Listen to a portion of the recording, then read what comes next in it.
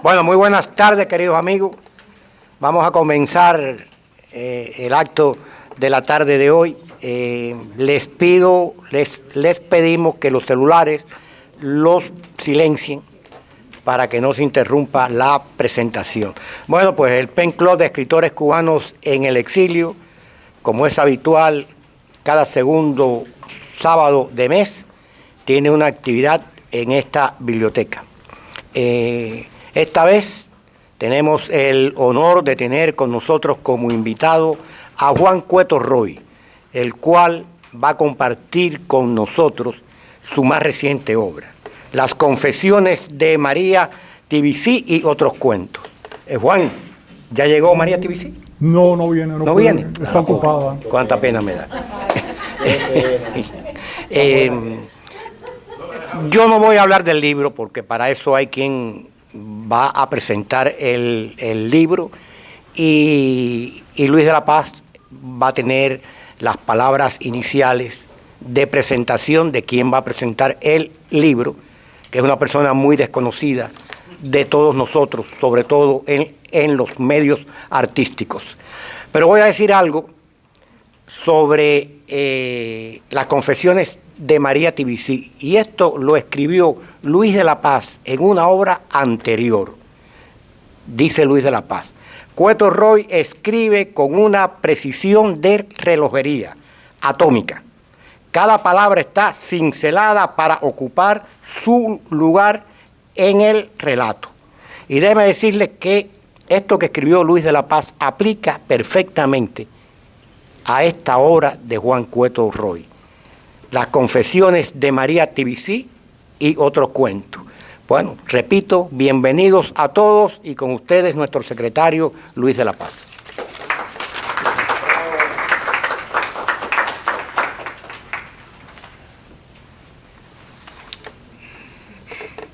Muy buenas tardes. Verdad que mucho público y me agrada mucho que estén aquí, sobre todo porque Juan Cueto se lo merece. Además, Cueto es amigo de todo el mundo, entonces ¿cómo se puede faltar a una presentación de un libro de él? Y también Daniel, que es, no sé si es primera vez que tú te presentas aquí con nosotros en el PEN, Daniel. No, Daniel ya... No, yo creo que yo he presentado. Sí. Pues Daniel, también te damos la bienvenida, que también acaba de publicar un libro nuevo, así que Daniel está en una etapa muy, muy creativa. Daniel Fernández, como señaló Albertini, es un desconocido para todo el mundo, pero Daniel tiene una verdadera trayectoria, que ya desde ahora te invito para una tertulia el año que viene de tertulia. Daniel Fernández nació en Cuba, en La Habana, estudió literatura hispanoamericana y cubana en la Universidad de La Habana. En 1978 fue condenado por su novela inédita La vida secreta de Truca Pérez, que todavía sigue dando de qué hablar de esa novela que desafortunadamente está perdida, pero Truca Pérez es todo un personaje. Y también hubo una versión fílmica de esa novela que se llama El Golpe, que realizó el cineasta Tomás Piar y donde participó alguien que también nosotros conocemos, que es Alejandro Ríos. En 1979 se le concede el indulto a su sanción de 4 años con la condición de exiliarse en Estados Unidos. Ha publicado varios libros con la editorial América, entre ellos una biografía de José Gregorio Hernández y un diccionario de arte y literatura. Sus novelas Alquimia Magna y Sakuntala la Mala contra la tétrica Mofeta, otra novela que tiene su propia historia, han sido muy bien recibidas por la crítica. Novelas sencillas, en el 2010 recoge 3 novelas que publicara por entrega en el Nuevo Herald. El libro rojo de Sakuntala la Mala acaba de aparecer en el año 2018, en estos días, así que pronto seguramente tendremos su presentación.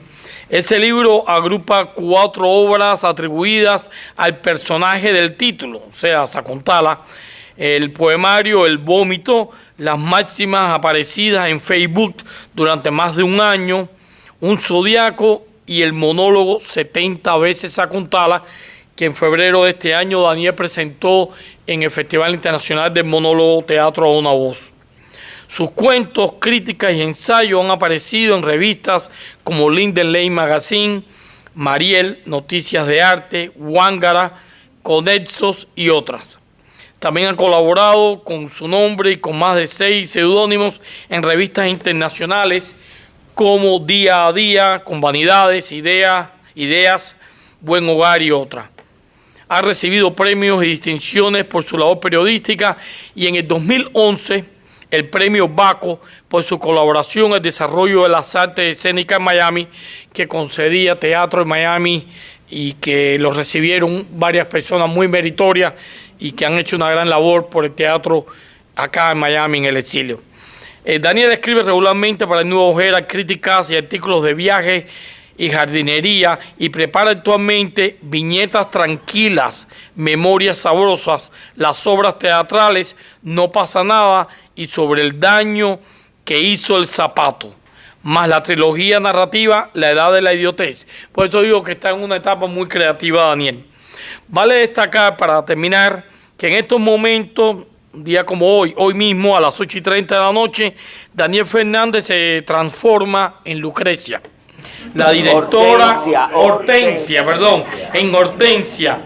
la directora de una orquesta de señoritas en la obra Orquesta de Señoritas, que está en cartelera en Teatro Habana Fama, Teatro Íntimo. Así que Daniel Fernández para que le hable de este nuevo libro del amigo Juan Cueto. Gracias.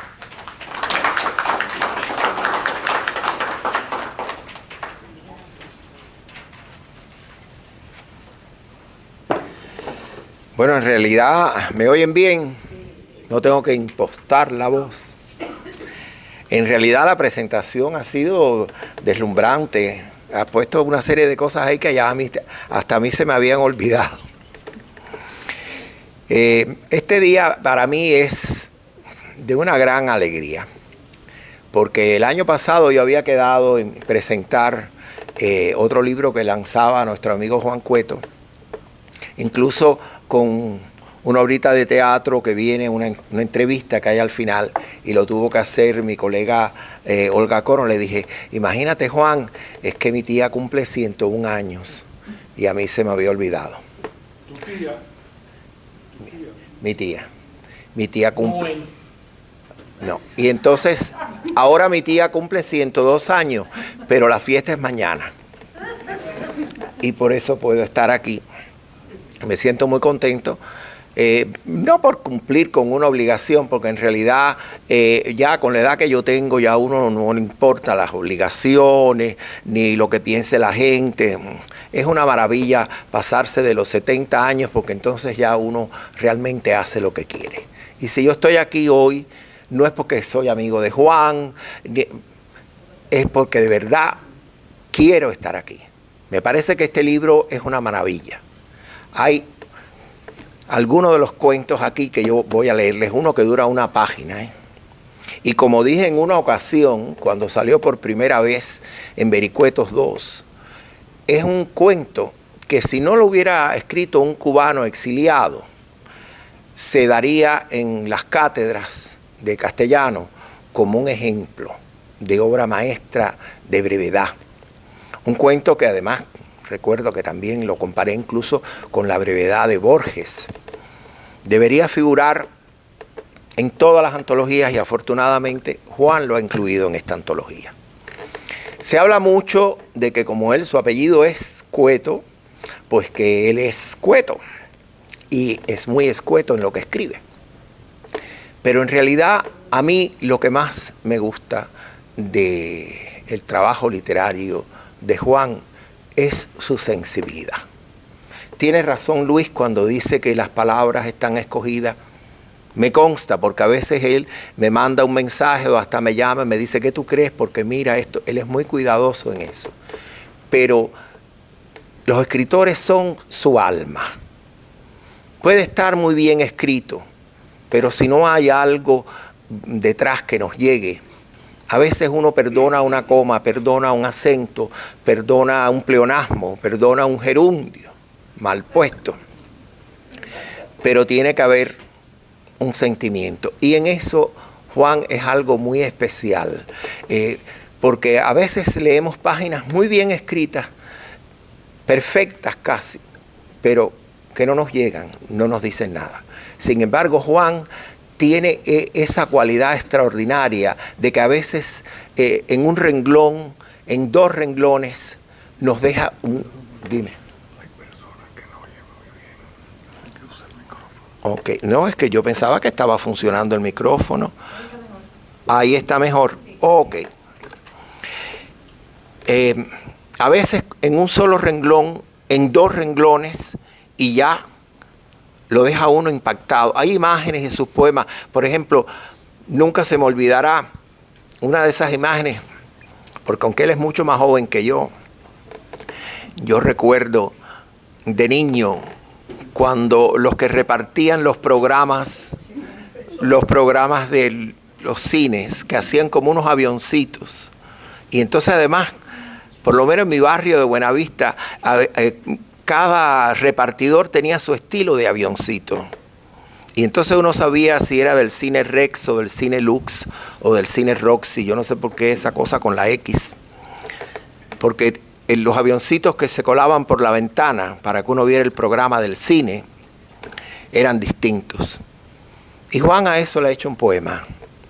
Eso indica, eso es algo que no se estudia. Eso es algo que no está en los libros de preceptiva. Eso es algo que se llama la sensibilidad del escritor.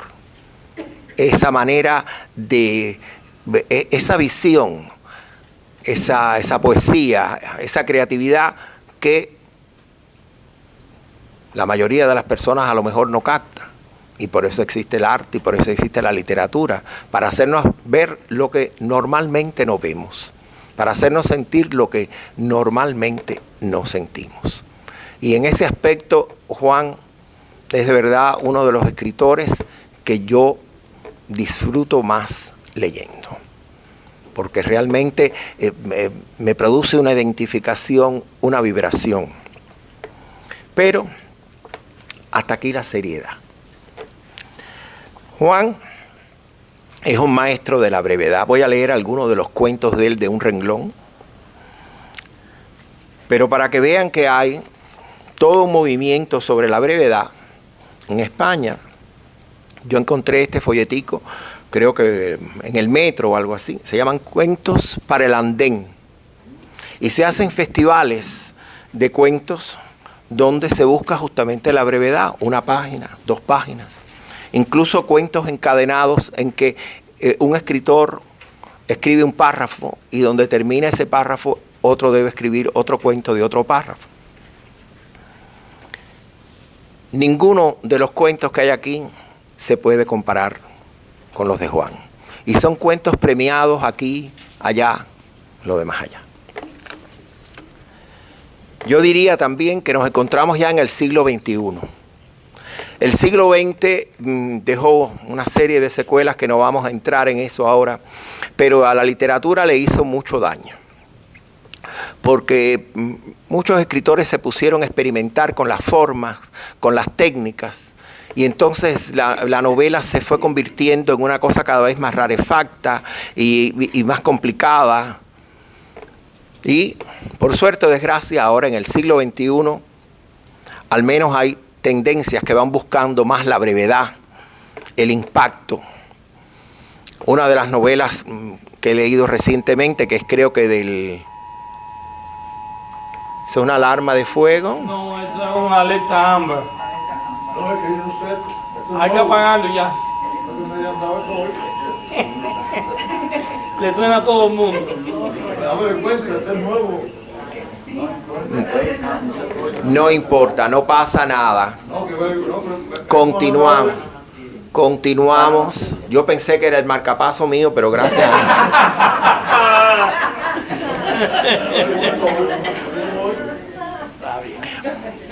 Miren, ya que se puso calientico el público, una de las cosas que yo le decía a mis alumnos, me gustaba mucho hacer, otra vez, El marcapaso, que yo sí lo tenía. ahora No, hasta sí. que no lo apague no va a seguir sonando.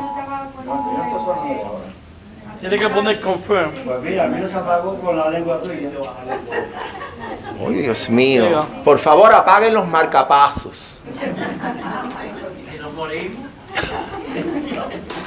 Te mandamos flores. A mí me encantaba hacer, que yo daba unas clases, tengo alguna por lo menos una de mis alumnas aquí también, a Maña y a Ana Kika, grandes escritoras las tres. Disfruté mucho y sufrí mucho con ellas también en las clases. Y ahí, yo lo sé, por eso vienen y persisten. A mí me encantaba hacer las clases como algo teatral. Y una de las cosas que yo decía es que sí, que indudablemente en el siglo XX se liberaron muchas técnicas y el escritor puede hacer lo que le dé la gana. Pero también el lector puede hacer lo que le dé la gana con su libro. Aquí me encontré en la biblioteca, que la gente los deja tirados allí, este libro de Haruki Murakami, que tiene aproximadamente 1400 páginas. Aquí cabe La Guerra y la Paz, La Montaña Mágica, El Ulises y posiblemente alguna que otra novela. Y el libro de Juan, por supuesto, cabe unas 20 veces. Mi opinión como lector de Murakami y el libro. Porque el lector también puede hacer lo que le dé la gana. Lamentablemente, con esto de la literatura, el 50% por lo menos es propaganda. Yo leo muchísimo, en 6 idiomas.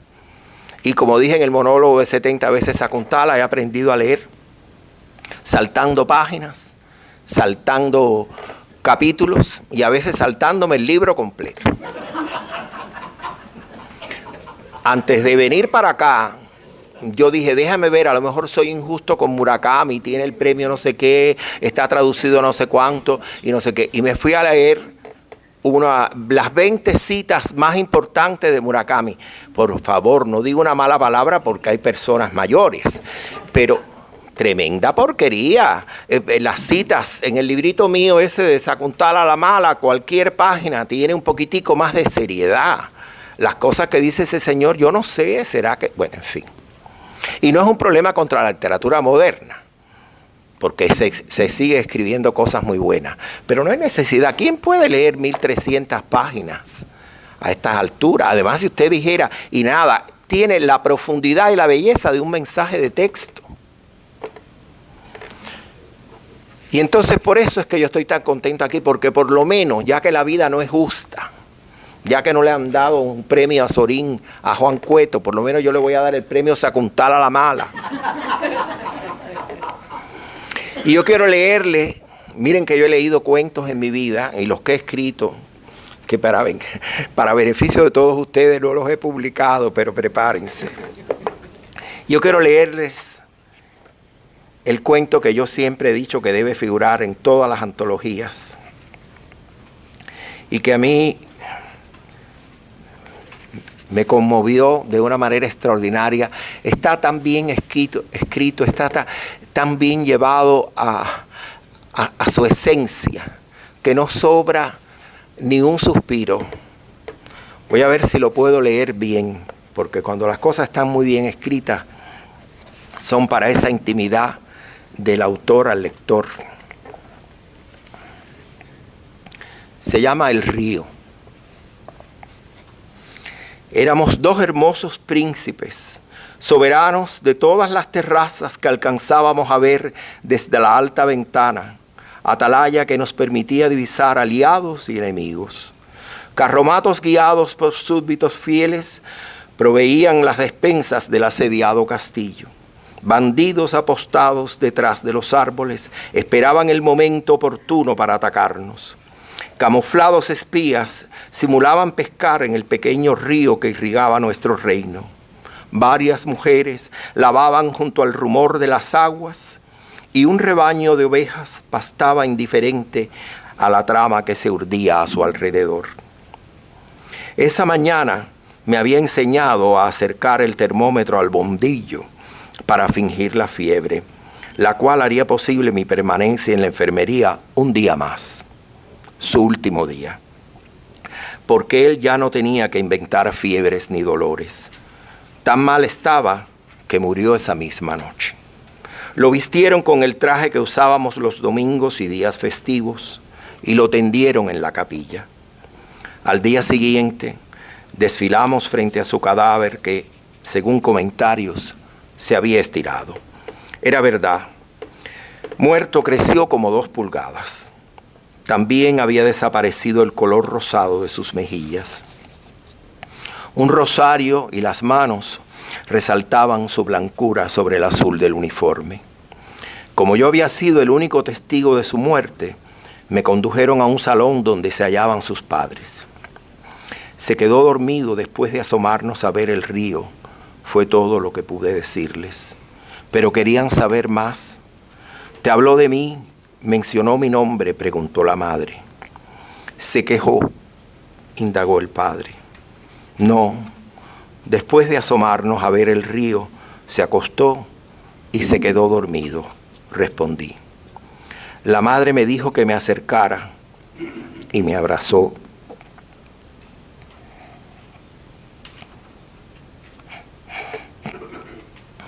Llorando. Luego ella, su esposo, el rector y yo fuimos a rezar un rosario junto al féretro.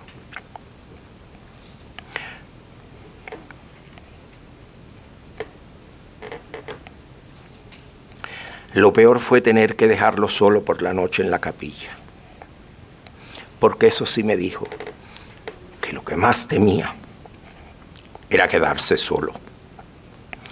Por eso me enseñó a acercar el termómetro al bombillo.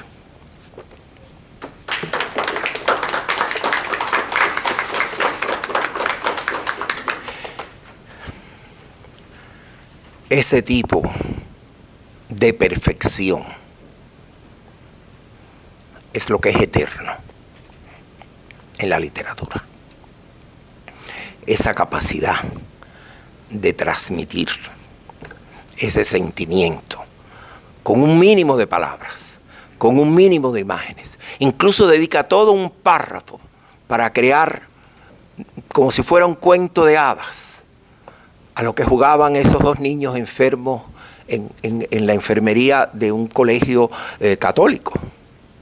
Y uno no se espera, cuando uno empieza a leer esa historia de que éramos 2 príncipes en un castillo, y uno no se espera lo que va a venir después. Y luego, como poco a poco va entrando la tragedia, porque si morirse es terrible, que se muera un niño. Y ya ustedes ven con qué mínimo de recursos. Eso realmente no es fácil. Pero por supuesto, Juan escribe de todo. Tiene una versatilidad que ya estoy empezando a envidiársela. Porque también escribe cosas muy cómicas. Los recuerdos, esa capacidad de su memoria de traer esas sensibilidades de un olor, de un sabor.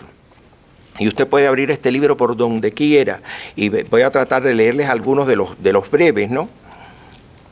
Porque yo supongo que lo vamos a torturar y él va a tener que leer algo de él también. Por ejemplo, una de las cosas que a mí me gusta de él es el humor negro. Porque tiene un humor, de verdad, un humor... ¿En qué página estará? Déjame ver. Hay uno que es una sola, es un cuento de una sola línea. Aquí está.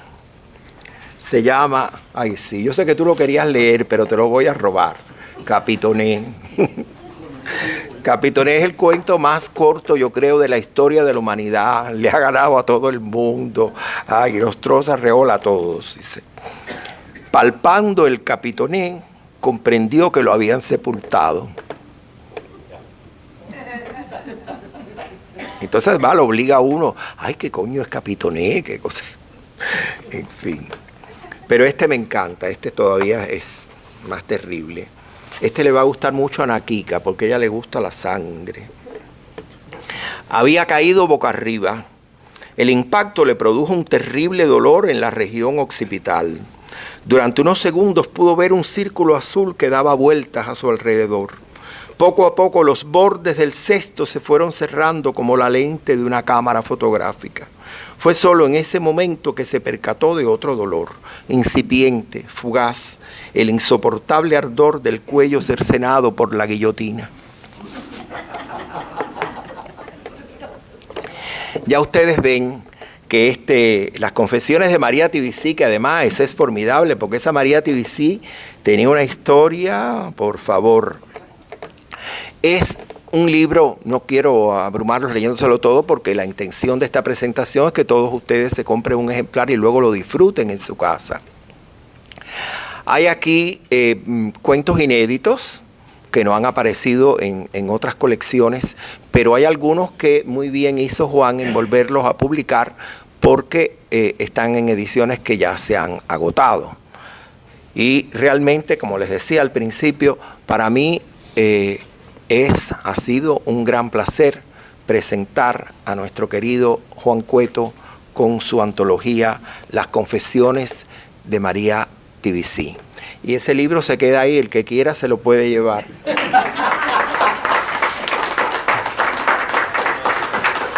Gracias a Daniel Fernández por esa maravillosa presentación. No solo, como dice él, que Juan Cueto es amigo de él, no, es que el libro lo merece. Y esas lecturas que hizo Daniel fueron sumamente apropiadas. Por cierto, eso de los dos príncipes, Juan, tiene cola. Tiene cola, eso te ha perseguido toda la vida. Y ahora, bueno, pues yo invito a nuestro querido Juan Cueto Roy a que él nos lea algo de su obra.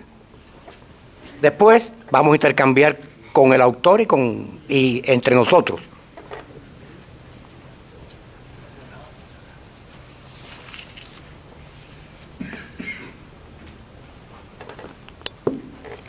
Gracias a todos y quiero dar las gracias a William Navarrete y a Manuel Díaz por las reseñas que hicieron del libro en la prensa, y a Albertini, a Luis de la Paz y al Pen Club y a la biblioteca. Tengo que hablar esto que no tiene que ver con el libro. Algunos de los aquí presentes saben que desde abril he estado padeciendo de una dolencia muy extraña que tiene que ver con el trigémino, palabra que yo solo había oído de un son de los Matamoros, y se llama neuralgia trigeminal, que produce un terrible dolor de cabeza y de la parte de la cara y las muelas, pero es un dolor espantoso, que le llaman el dolor del suicidio, porque hay varias personas que se han suicidado por no poder soportar el dolor. Y si bien no puedo decir como Mark Twain que los rumores de mi muerte se han exagerado mucho, sí quiero con mi presencia aquí certificar que no me suicidé, pero estuve a punto de hacerlo, porque es horroroso el dolor. El tratamiento fue variado, me dieron hasta una sesión de radiación de 45 minutos, que lo único que me hizo fue desgastarme la energía, y finalmente el doctor Vilasuso me recetó una pastilla que se llama gabapentin, que milagrosamente, ¿sí?, con una que me tomé la primera vez, se me quitó el dolor completamente. Pero, y por eso hablo esto, si no, no lo hablaría, tiene efectos secundarios que pueden ser notables en mi aspecto y comportamiento. Por eso lo estoy diciendo, por si pasa agresivo, algo aquí ahora. Agresivo. ¿Perdón? Se nota, está muy agresivo. ¿Sí? Bueno, y todavía falta. Como digo, este remedio, que no es cura, tiene efectos secundarios muy graves, muy fuertes, lentitud de la memoria, un sueño constante, visión nocturna borrosa, etc. Problemas que son una bendición comparados con el dolor tan fuerte. Por suerte, yo no soy muy caminador, yo no salgo mucho de noche, como hasta hace poco en mi juventud.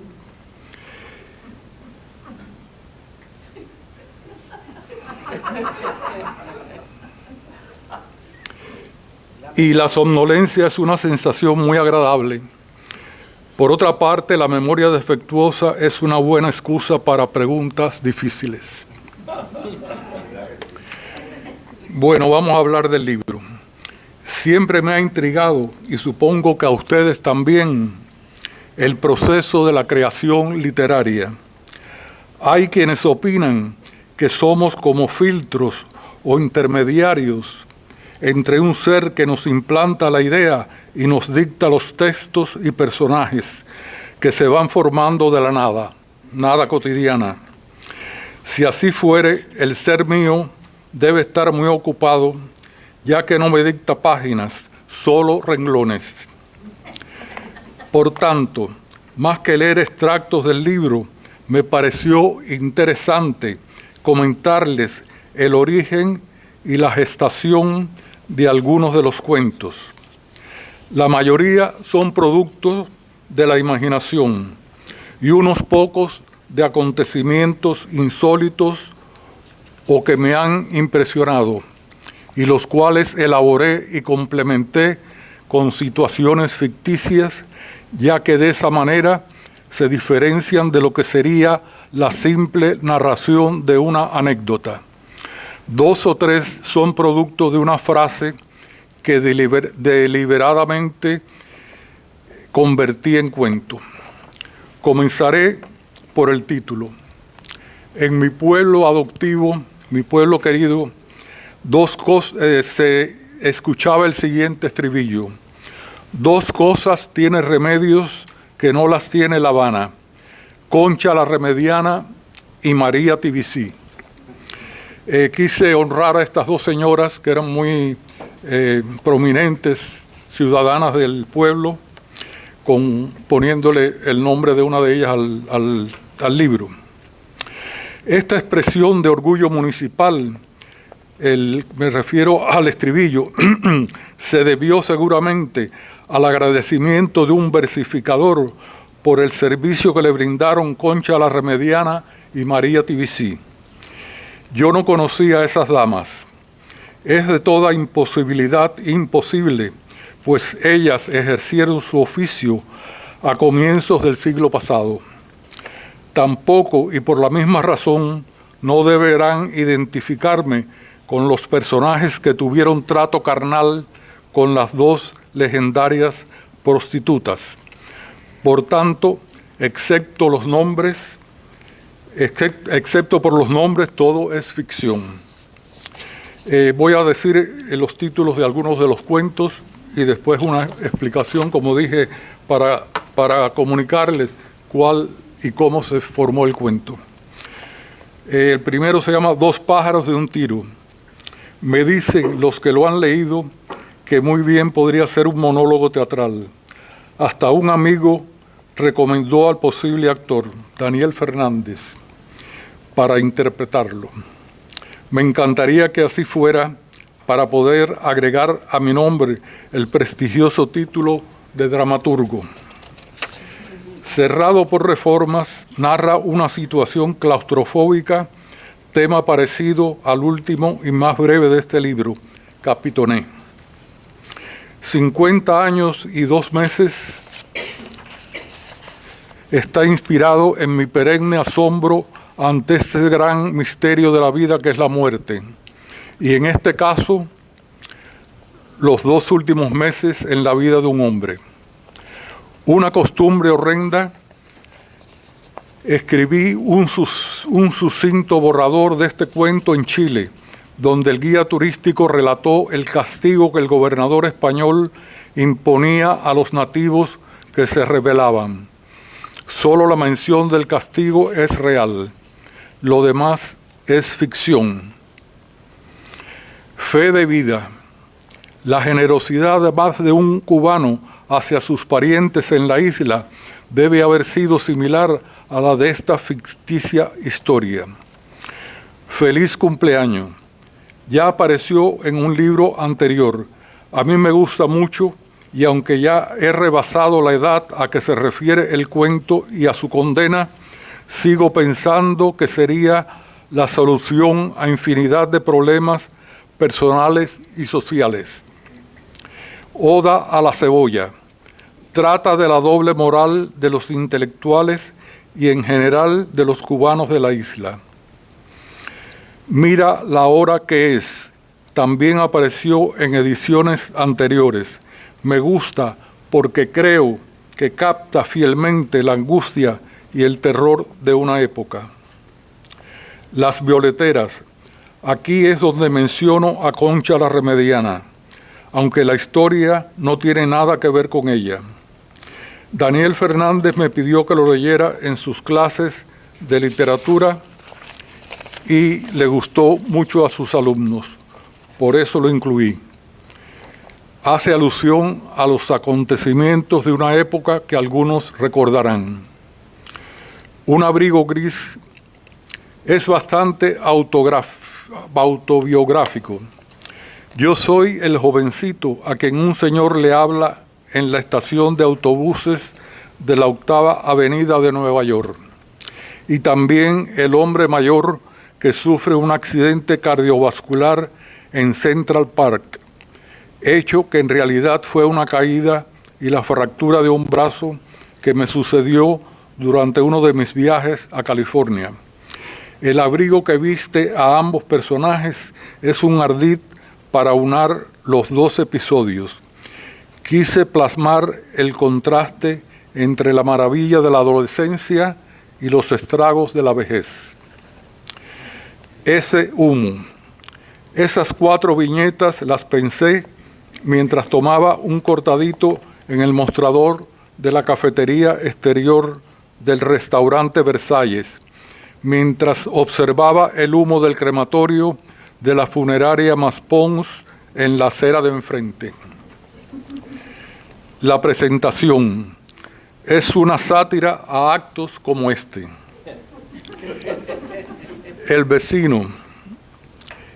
Este es un ejemplo en el que una frase da pie para un cuento. La escuché en California.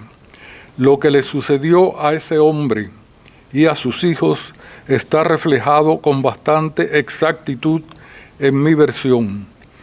El hijo no ha muerto aún, ni el padre tampoco. Y en lugar de una hija, como en mi cuento, tiene 2, ambas casadas con individuos de la raza negra. Vivir la vida. Nunca fue de mis preferidos, pero Rodolfo Martínez Sotomayor, el editor, lo publicó en la revista Conexos y para mi asombro ha gustado mucho. Las confesiones de María TBC. El nombre es lo único real del cuento. Los caminos y los sueños. Relata la extraña relación entre los sueños y la realidad. En un bar de Atenas. Este es otro caso. La explicación que voy a dar creo que es más larga. No, el otro. Este es bastante, tiene 2 páginas bastante grandes. En un bar de Atenas. Este es otro caso en que una simple frase fue el origen del cuento. Durante un viaje a Grecia, tuve que ir a una agencia de viajes con el fin de gestionar mi visita a la isla de Rodas. Para mi sorpresa, la dueña era una cubana. El marido, un griego muy simpático y locuaz, que hablaba perfecto español. Después de conversar un rato me dijo: ya habrá usted observado lo feas que son las mujeres griegas. Yo, por cortesía, le mentí. No me he fijado en ese detalle. Pues sí, fíjese, ¿por qué cree usted que me casé con esta cubana? Y se respondió él mismo: si no, me hubiera tenido que casar con un griego. Esta frase me dio pie para el cuento. Lo demás es invención mía. El seminarista. Este es el que le digo que la explicación que voy a dar es más larga que el cuento, pero es muy interesante. El seminarista. Es un brevísimo cuento que narra, tergiversándolo, un hecho real. Y es un ejemplo más de cómo una frase se convierte en cuento. Yo tenía 12 años y estaba en un seminario en Querétaro. Mi hermana Teresa se casó y fue de luna de miel a México. Me fue a visitar y solo me dieron permiso para salir a almorzar con los recién casados. Cuando me regresó al seminario, me sentí muy triste, pues había vuelto a encontrar el amor familiar. Decidí escaparme. Salté la verja de hierro y me reuní con mi cuñado y mi hermana en el hotel donde se habían hospedado.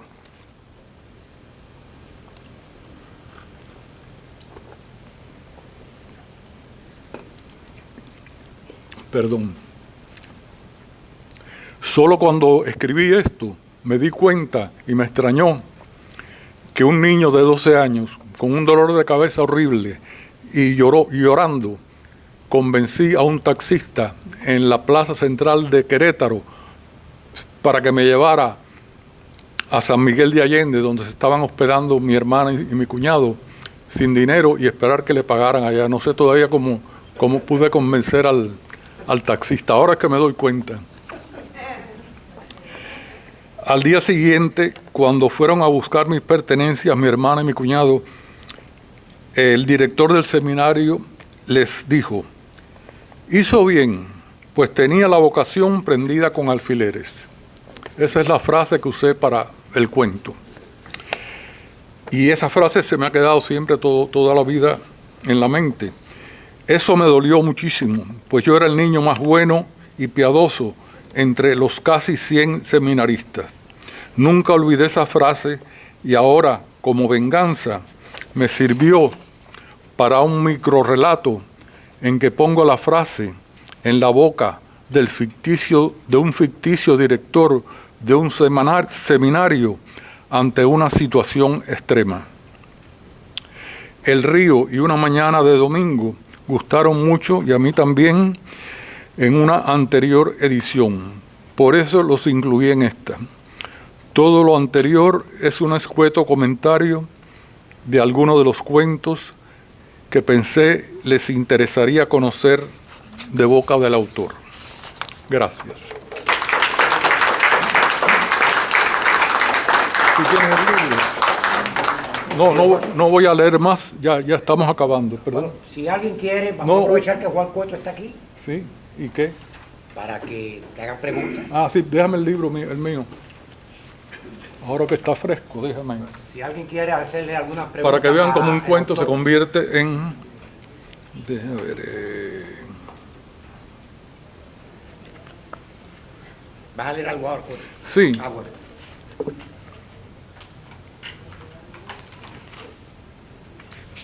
¿Se acuerdan? El director del seminario, como el cuento del zorro y las uvas, creo, ¿no? Que les dijo, están verdes, como para... yo era el niño más bueno y piadoso, ya se los he dicho. Y él, como para no darle importancia a que yo me iba, les dijo, ¿qué fue lo que les dijo? Acuérdense que la memoria la pastilla me la...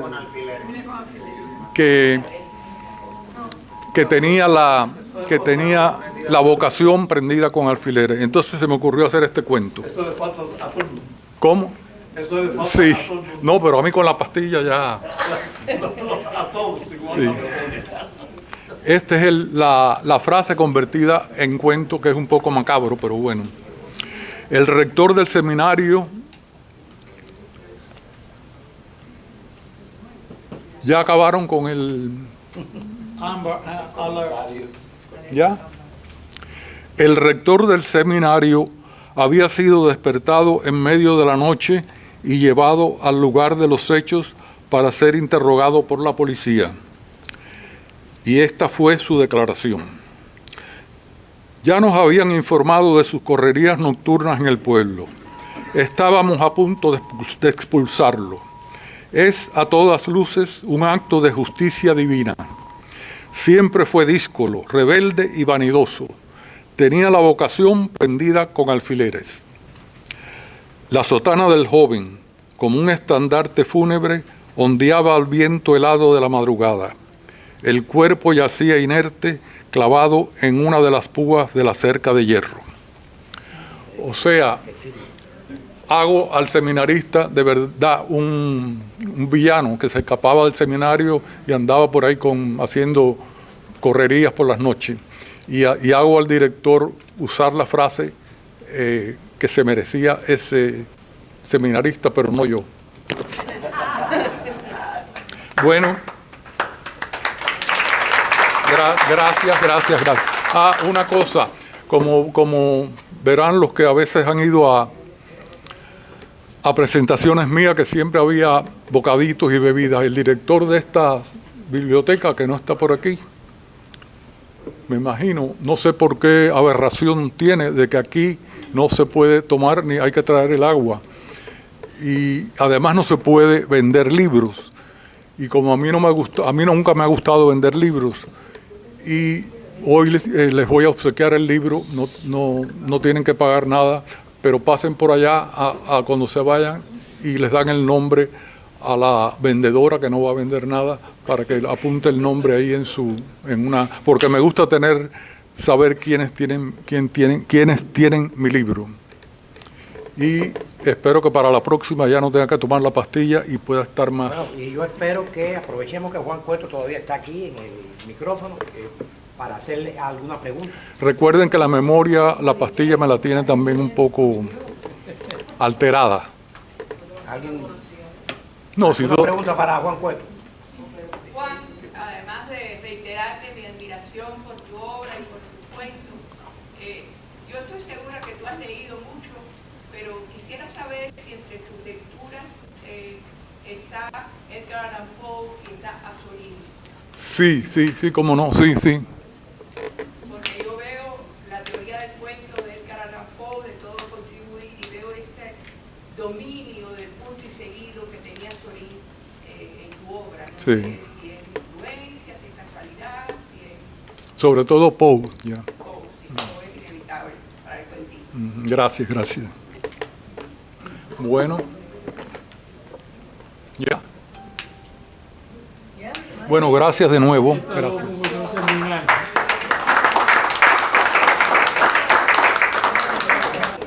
Bueno, yo quiero decir algo sobre la obra de Juan Cueto Roy.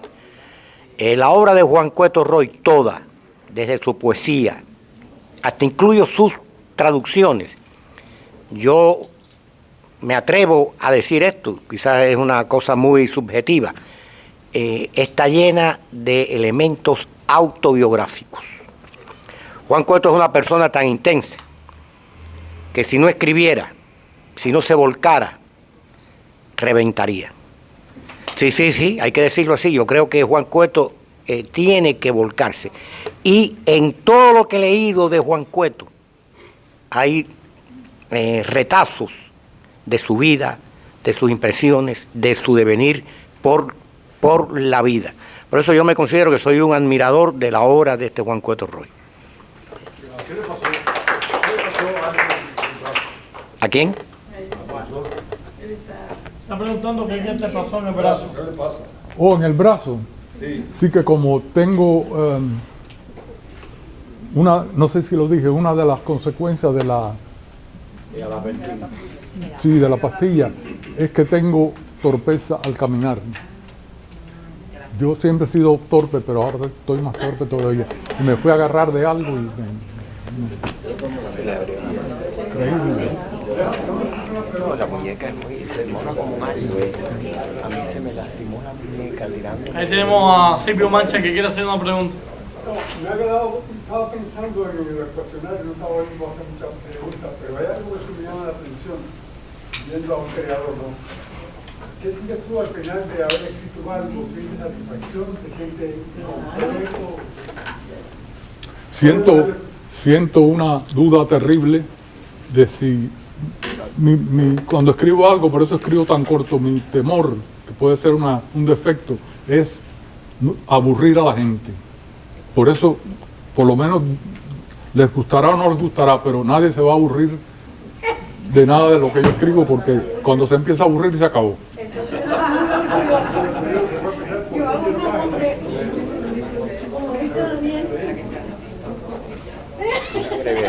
La brevedad total.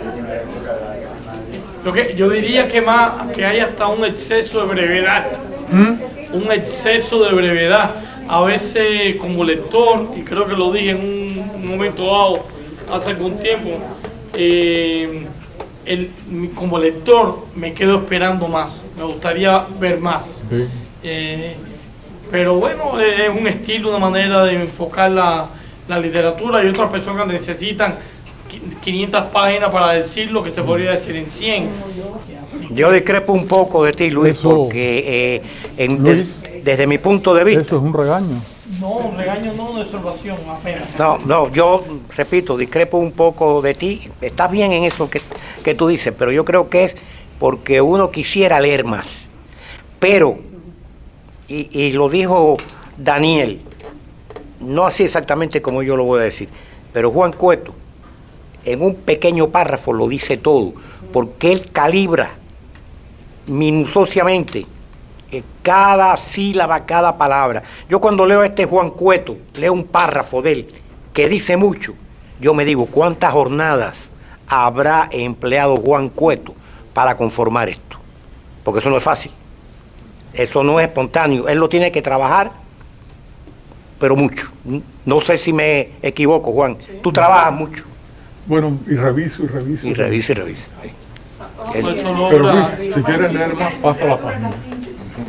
Es difícil. No sé. No, si yo lo sé, tomaste, tienen toda la razón. sino a veces el relato no es que sea incompleto, sino que quisieran más sutileza, más detalle. Mira, la hermana está diciendo algo. ¿Por qué no comparte? A él le sale eso naturalmente, de cortar palabras y de usar lo menos posible como los telegramas. Le digo, Juan, ¿quieres más? Menos. Le digo algo. Dice lo normal. Lo normal. Lo normal. ¿Solo otra cosa? Creo que esto es una ventaja que no la sabemos aprovechar. Podemos seguir escribiendo y empezar la culpa de César de Marco. Porque tú eres el tema, te dice todo y tú eres línea. Pero da espacio para que tu imaginación llegue a eso.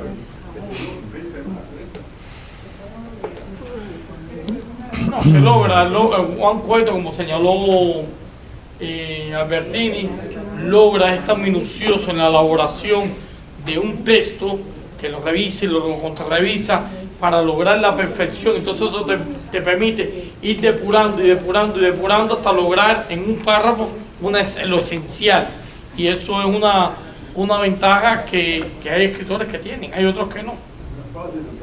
No, y hay quien por naturaleza, pues usando un término muy común, le gusta pues florear, aunque sabe lo que está haciendo, no es porque sea, es que es su manera, porque un escritor, un poeta, un creador, es él que se vuelca en una obra y estampa de cierta manera su personalidad. Y Juan es escueto, ya lo dijo Daniel, es escueto. Sí. Es un estilo de manera de decir. Incluso hay oradores que te empiezan, tú le haces una pregunta y empiezan a florear y dar una vuelta enorme y después caen. Y caen. Lo que tú le preguntaste. Lo que tú le preguntaste, sí. Pero sin embargo, todo eso que fueron aportando también son cosas interesantes. Ahí alguien me dijo a mí cuando yo era niño en la escuela que todo en exceso, en defecto era malo. Hay que buscar un término medio. Y el término medio en uno de escritores es a través de la elaboración amplia y de la redacción amplia. Y otro es la brevedad. Ahí está puesto. Cada uno tiene su tono. Cada maestro tiene su librito. pero pienso que depende de lo que uno está escribiendo, porque yo me paso, me repaso y me recontrapaso, porque Daniel le llama a mis cosas mamotretos. Pero hay cosas que uno está, porque yo no soy escritora, yo lo que estoy es contando lo que quiero que mis hijos nunca pierdan, porque yo que pudiera toda la vida, dado la vida, porque mis abuelas hubieran escrito, aunque fuera una semana de su vida, para saber cómo era la cosa. Máxime que había un mambito de medio y lo que pasaba, que mi padre me contaba de lo que mi abuelo me contaba. Entonces hay cosas que tú no puedes parar, tienes que seguir. Y él, diciéndome mamotreto y todo, un día le dije, Daniel, figúrate que yo le iba entregando las tareas por semana, 2 páginas, o cosas así, para no aburrirlo tanto. Y entonces un día le dije, Daniel, pero tú no me encontraste nada malo en lo que yo te di la semana pasada. Y me dijo, es que estaba tan interesante que a mí no me interesó mirar lo que tú estabas, la falta, eso me dijiste. Ay, yo me figúrate como me hinché ese día. Entonces hay cosas que no hay manera de parar, no hay manera de parar. Yo creo que cada obra exige su estilo. Cada obra exige su estilo. Y hay cosas que necesitan ser barrocas. Y hay cosas que se pueden decir en 2 palabras. Cada quien como lo sienta. Es igual que en la música, en la pintura, en todo. Ese es el estilo. Y entonces yo no creo ni que esto está bien ni que está mal. Bueno, el libro de Murakami es una porquería. Pero se puede escribir un libro enorme. Por ejemplo, Yagruma, que tú lo leíste también, tiene 600 y pico de páginas y uno no quiere que se acabe. ¿Qué? Y es un adoquín así, ¿eh? Y uno se lo bebe.